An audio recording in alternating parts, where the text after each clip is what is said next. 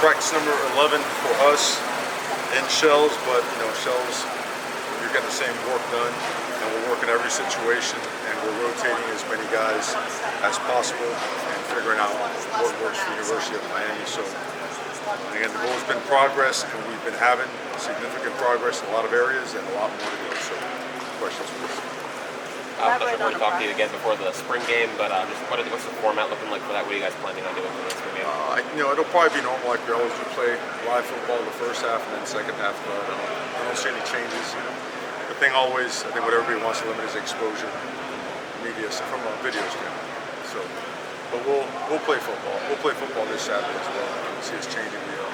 We still have to do a lot of situational, I'd say, just more repetitions at it. We've covered them. We just like to cover them multiple times before the spring is out and have a very good system, I would say, for our players to be systematic when they reinstall it in the summer during player workouts.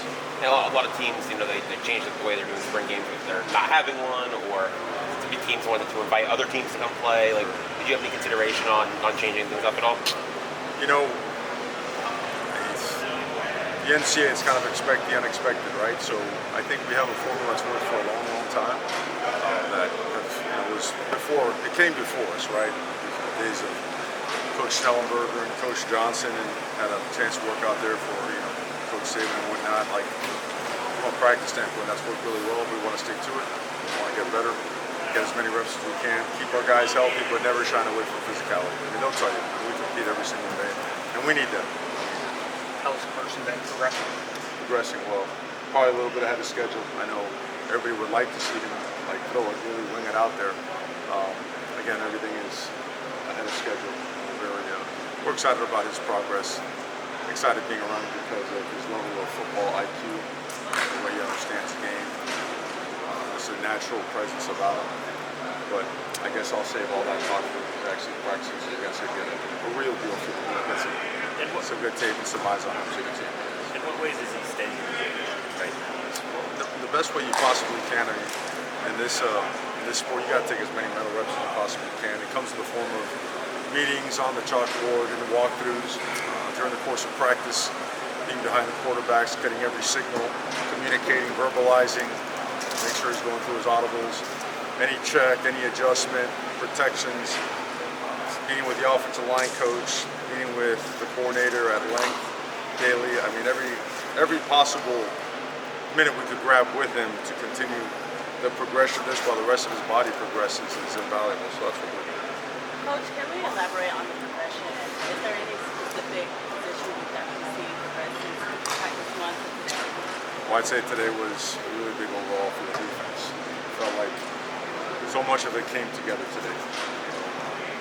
I feel like, whenever you install something new, you see flashes, and then you have head-scratching moments and whatnot, and you see more progress, and you see the former guys communicating. We communicated really, really well, and we moved fast.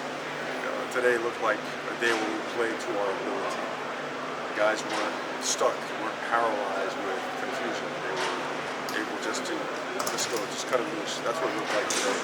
And so I'm looking forward to seeing some more of that on Saturday. Coach, I know you talked about personnel in general, talking about the offensive line and really the process. Maybe just talk about your philosophy on how you progress and want to keep that going on the offensive line. For stacking. I mean, from a recruiting standpoint, just your philosophy, just continue to build up this offensive line. I got you. Well, I mean, there's a chance we could have 4 or 5 guys drafted next year. It's and we really built the trenches from the inside out. And I mean, historically, we've had a really good track record for playing high school offensive linemen, and that's really important to state because, I know we have James Brockemeyer this year, and we had Big Carpenter the year before, and that's been at center where we needed some maturity. But I mean, we've gone heavy on making sure we develop our young guys, and this is a year where we need a lot of offensive line. I mean, quite frankly, we need to sign. We may lose 5, 6, 7 guys. We need to sign 5, 6, 7 guys. Okay, and that's being, again, I would say conservative. And we need guys that can come in and play. Like we legitimately need guys like we've coached in the past that have been able to come in, like CC, right? Inez over a couple of games was a starter. Other guys are coming along really well, but we need some really, really high level, highly motivated, high work ethic guys coming in play. So we're not anywhere close to being done on the O-line. We need some more real ones. A couple more questions. The recruiting momentum in general, have you noticed it's in a good spot after the 10-win season last year? That you guys can sell those results? It is. I think our evaluation process is in a good spot, and I think we see it in spring football. Some of the guys that maybe along the lines of last year's OJ Frederic, where there wasn't much attention for him.